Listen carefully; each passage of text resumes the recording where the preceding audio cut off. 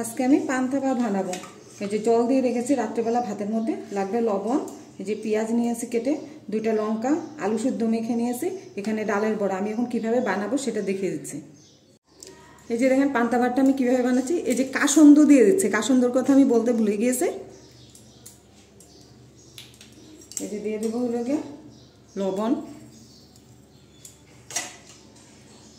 আর এখানে দিয়ে দেবো অল্প একটু সরষের তেল।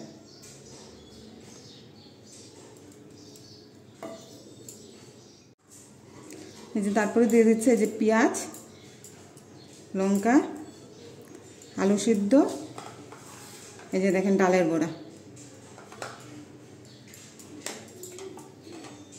এগুলো ভালো করে মেখে তারপরে খাবেন আপনারা, খুব ভালো লাগবে গরমের দিনে।